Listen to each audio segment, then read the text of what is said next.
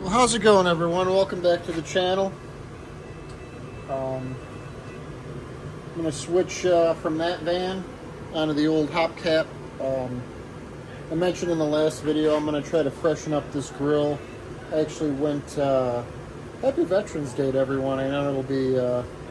This won't upload on Veterans Day, but it's Veterans Day today. So happy Veterans Day to all the veterans out there. But today I went over. I had today off, so I went over to Eastwood out in Alsip, Illinois, and I bought some. It's their. I'll get a clip of it, but it's their like hot rod black, satin black spray paint. It's in an aerosol can. I don't have like a paint gun yet. Eventually I'll get one because I want to finish or redo some paint work on the Dodge. And then the idea for this is I was going to attempt my first paint job on this bastard over here, but let's not talk about that. That's still, I got to get that on the road, and there's a lot more that has to be done before I decide to paint that thing. But yeah, back to the Chevy. I'm going to repaint the grill on this. I'm going to take this off. It started because our one friend Dominic, he gave my wife this at one of the truck-ins, so I want to swap that out with that one.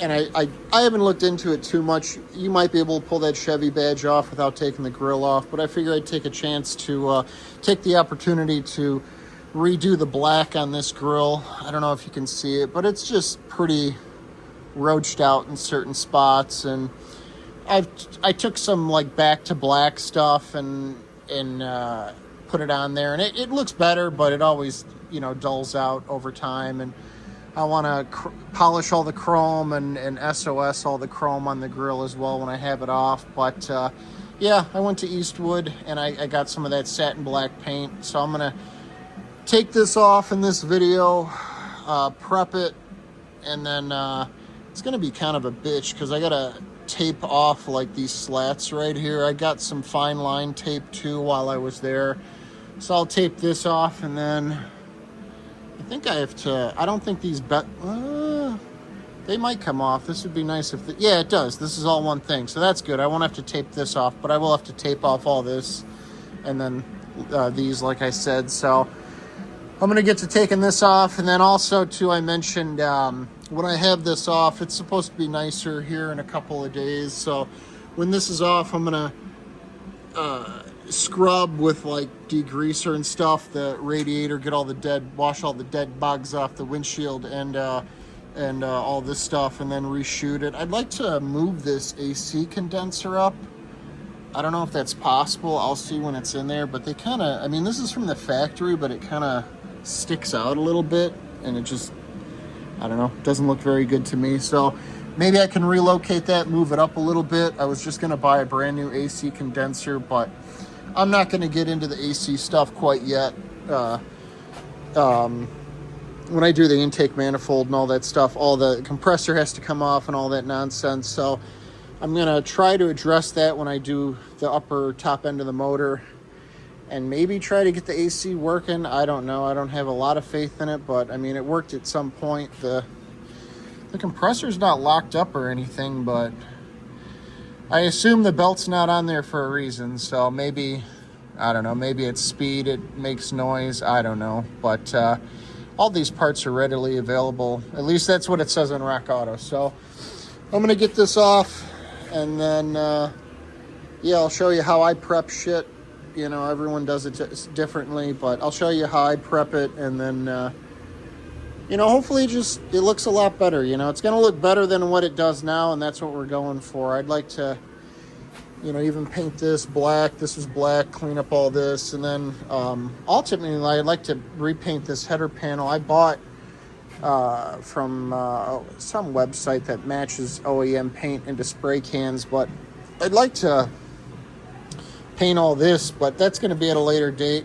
I want to refresh the engine bay. I have a whole bunch of dress up things. I bought those chrome valve covers. It's kind of a show van. I always refer to it as the show van out of the fleet. So I would like to get crazy with it and pinstripe all this and here and stuff like that, and repaint the booster and all that stuff, and get the period correct late 70s, early 80s hose, radiator hose, and all the heater hoses, get those covered with that stuff. I forgot what it's called.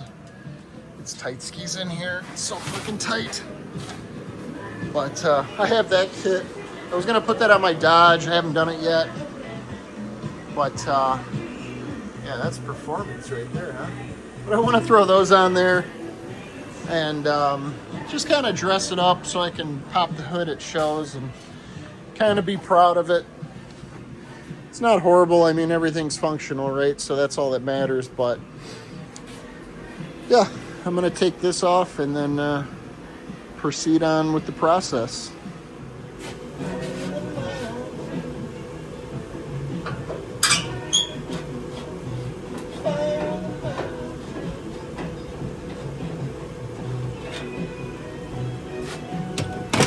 And then this will just come off. Just come off.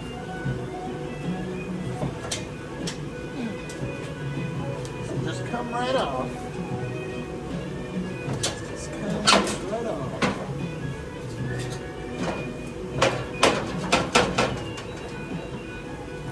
Coming off.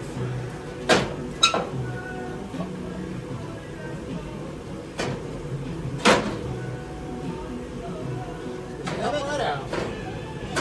Come right out. Aha!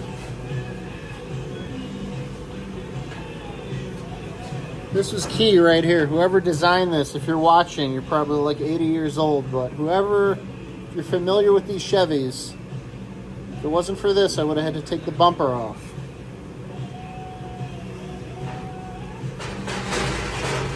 Nice. Well, she's off. It wasn't too bad. Like I said, those all those bolts that go through there, I thought I had to take the bumper off to get to those, but thank God it's like slotted down there, so that's good. But yeah, after looking at the condenser, I can't really move it up because I could probably, first off, you have a hard line right here and a hard line right here, and I probably could get this shortened at like one of those old-timey places that makes hoses and restores gas tanks and stuff like that. But this would have to be brought up higher. And then also, I just don't have the room right here to where it goes to the latch. I'm sure if I went with an aftermarket AC system, these are probably smaller. I mean, technology is just, I don't know. I feel like they make smaller ones now that do the same job, but I'm just going to leave it how it is. I'm going to, like I said, clean all the bugs off of it and then just shoot this whole thing with like satin black, Rust-Oleum satin black just to freshen it up. I was going to maybe try to straighten some of these fins out, but ain't nobody got time for that. So that's not going to happen, but I think just shooting it black is going to make it a lot better, and then I'll start cleaning this up and prepping it, and then shooting all this with satin black again. But yeah, it's the first time I've taken off a grill off of an early 70s G-Series van. I always see them for sale online, but it's pretty simple actually. So it kind of got caught up on this condenser down here like you guys saw, but after I loosened those bolts down here a little bit more, it came out pretty easy. So there she be. So it's a couple days later, and made some progress. I got it all taped off, masked off. I used some of the fine line masking tape just to get around these corners. That's what the red stuff is. And then I came back with the painter's tape and just did the rest of it. But right now I scuffed everything black and then cleaned it with some Prep-All. And I'm gonna shoot some epoxy primer. It's actually what I did on the top bit right here that you see in the engine bay. I scuffed that and shot that with epoxy primer. And then also let me see if I can turn this around without fucking scratching anything. But I got some POR 15, and I I brush painted the whole back of this thing. It took forever with Pour 15. I think it was so rusty. There was so much surface rust. I think when they chromed these, they just left the back of it bare steel. And it just caused a lot of surface rust. And I don't know. I didn't want it to get any worse. I wasn't really planning on doing this, but I'm happy I did. But yeah, it was definitely a pain in the ass. Like I said, doing the inside of all those fins.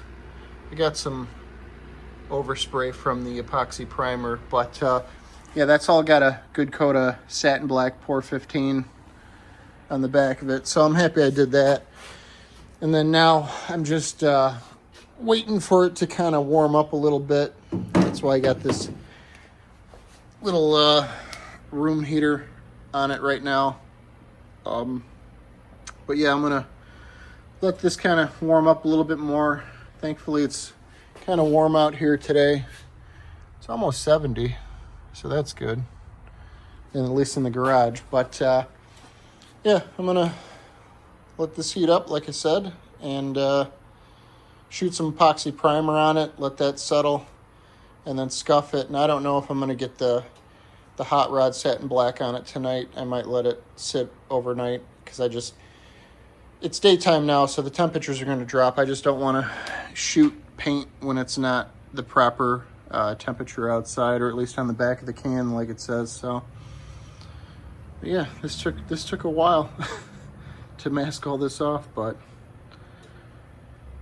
at least this step is done. And there is the finished piece. It's actually a couple days later. I shot it with the satin black around all the louvers, or the ribs, I guess you would call them. This is the paint I was talking about. I got at Eastwood. It's a 2K rat rod satin black.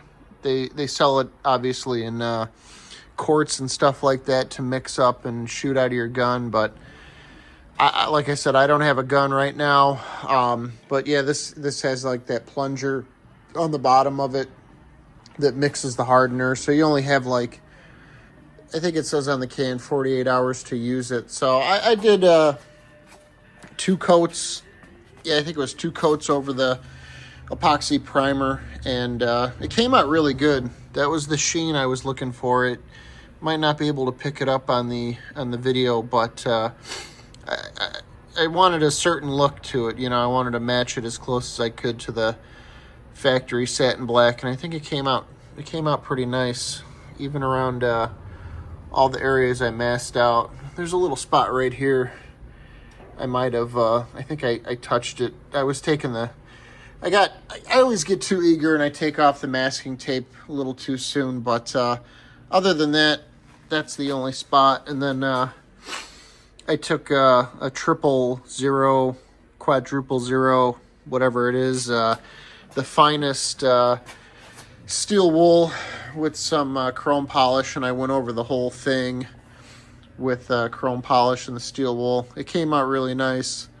And then I mounted the Chevy badge too. I was talking about, I got from our one friend Dominic. So Dominic, I appreciate it.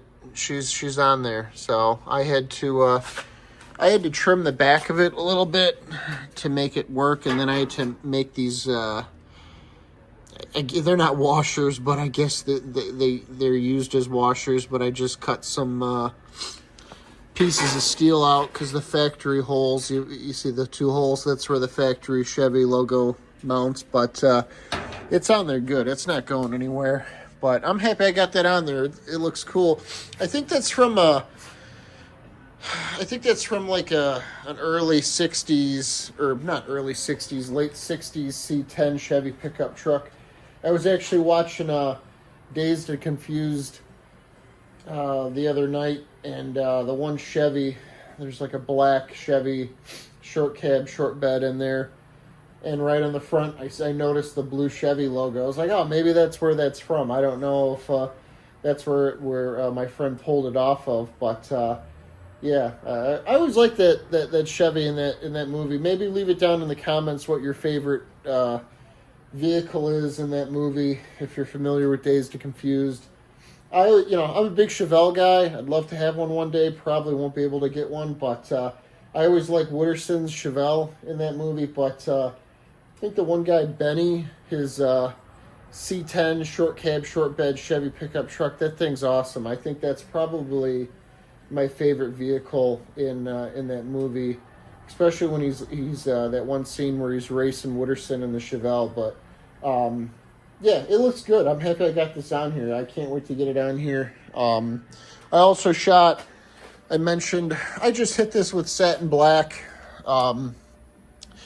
Just the condenser and the center support. I don't even know if you see the center support with the grill on, but I hit as much of it as I could that I thought was going to be visible through the grill. So yeah, I'm gonna get this mounted up, and we'll see if it looks as good on the floor or on the van as it does on the floor. So.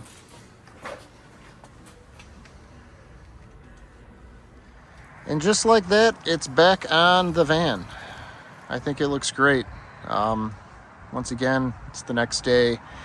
It's just kind of hard to get things done throughout the work week after work, and especially coming up to Thanksgiving, getting things done around the house. But yeah, I'm happy this is finally done. This wasn't a huge project by any means, but it always kind of bothered me when I washed this thing and cleaned it up, just how raggedy the front of the grill looked. So, but I cleaned, I did the same thing with the headlight bezels. I took some stainless steel cleaner and chrome polish and cleaned them up. And yeah, this Chevy badge, that looks so much better. It just, now that it's on the front of it and it's mounted up and everything, it looks great. So I'm really happy with how this turned out. Even painting the condenser and stuff behind it down here, I got to touch up a little bit right here where I nicked it putting the grill on. But yeah, I'm happy with how it looks. Same with the wife. She's happy with how it turned out. So, damn race car. Yeah, that really freshened it up. So I got to get the fog lights working. Those came on the van when I got it. They're not period correct or anything from the 70s. I'd like to get a set from the 70s from like Sears or Kmart or something like that, like some chrome housing ones. But I think I'm just gonna get these going for the time being and wire them up correctly. That's what was wrong with them.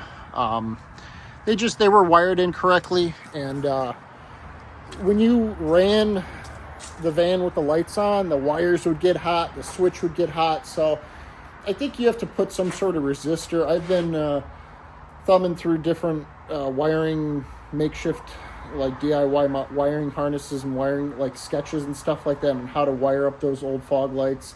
I want to get those working, and then I want to get the ones for this done. I have a set I bought over here. I wanted to do like the old style, like kind of like the ACR CUDA, I think it was, the circular ones. I got these. These are the same deal, though. They're grounded through the mounting bolt and nut, and then just power. And I want to put them kind of like right here. Should look better when they're mounted. My hand's not there, but I want to get these wired up, and then I got a set for the Volkswagen. I want to get that done too. So I kind of want to do like, I'm not the best at wiring and stuff. For someone that is good with wiring, it's probably silly that I'm saying like I have to look on how to do fog lights, but I want to make sure they're done correctly with a resistor and stuff. And I want to make sure I mount the switches where I want them to. I don't want to mount. That's why I've kind of held off on doing anything like as far as like interior lighting, exterior lighting and stuff, because ultimately I want to mount a lot of those switches overhead, and I just don't want to do things twice, 3 times, 4 times, and wire things up with switches below and then have to move them. So I'll probably get the fog lights working on that one first, just because they're mounted already, and that doesn't have an overhead console. I don't want to put one in there, so I'll just put the switch down low where it was, but just make sure it's wired correctly. And yeah, it's I'm happy. It looks good. I wish I didn't have to put the vehicles away for winter and that, but yeah, I got to get the heater. I ran out of propane for this, so I'm not really sure what I'm going to do next on these, what the next video is going to be. I think, if anything, I'm going to try to, the Muscle Car Corvette Nationals is coming, is here in the Chicagoland area this month. Yesterday was 21st, 22nd, so it's the, was it today? Yeah, it was today, actually, and then tomorrow is Sunday. So if you guys are in the Chicagoland area, I highly suggest going to the Muscle Car and Corvette Nationals. I'm going to try to get some footage of it. There's going to be a lot of people walking around and stuff like that, and I kind of just want to enjoy it myself. It's something that I love going with my dad every year. So he's getting a little older, so we're going to take our time and really pace ourselves, because it's a lot of walking. A lot of cool cars to look at. It's mostly period correct, restored muscle cars from the 60s and 70s and Corvettes from that time period.